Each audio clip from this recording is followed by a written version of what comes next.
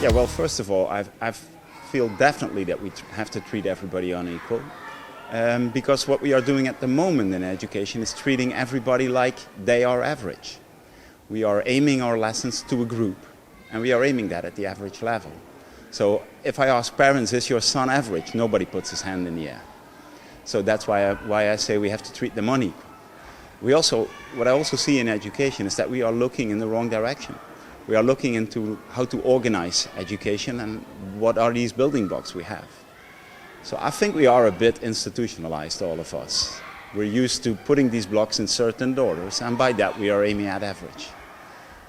I think we're looking in the wrong direction. We should be looking at these kids and every individual kid. Which block does this kid need, and how do we build education then? And that's what my talk is going to be about. Me personally, I'm very interested, of course, in how we prepare kids for the future of work. And if I talk to entrepreneurs, they always tell me these kids are coming from university and then I have to teach them. That's strange. If we prepare them for their future and they come into an occupation and then the training has to be done by the entrepreneur. So we have to collaborate. We have to have these entrepreneurs in our school building. We have to have these kids out there to make these big choices they have to make. For instance, where are my interests? Well, if you as a kid never enter a company, how can you be sure that your interest is there? In the Netherlands, for instance, we have 40% of the kids who go from secondary education into university quit within a year, because then they see what it really means to study that topic or to study their interests. So we have to get that forward into education and work together with these future entrepreneurs and future jobs and children to discover where they want to be at.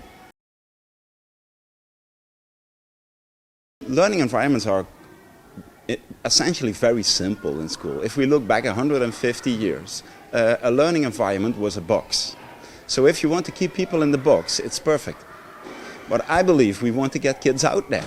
We want to put them in different circumstances. We want them to be able to approach things differently. That's what our future careers ask from us. So we have to develop an open learning environment, a community learning environment. And yes, there should be a building where we can do coaching and give kids guidance. But from that building, kids should be able to go out there. And the building has to reflect that as well. So if I need to prepare kids for the world, my building should be reflecting the world. If I prepare kids who want to be future chefs, the cake should be on the table so they can taste it and then decide I want to be a future chef. And that's of course not only with cake, but with everything you can imagine.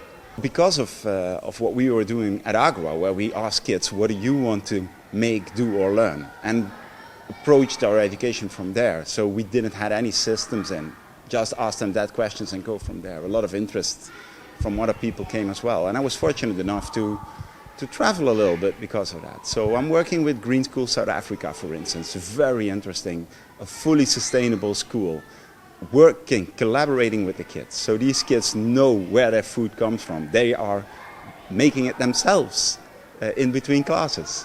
I'm working in Denmark with great schools who have great learning environments. I'm fortunate enough to work in Scotland, where the ministry is giving schools the opportunity to open up and to break through the system. So that's very, very excited. And of course, because of my lectures, I've also been in Qatar, I've been in Estonia, I've been in England, I've been in America. So I'm getting a lot of different cultural perspectives, also from Finland, for instance, where we all look up to. But when you dig into it, it's the culture that matters. It's not something that you can import. It's the culture that matters.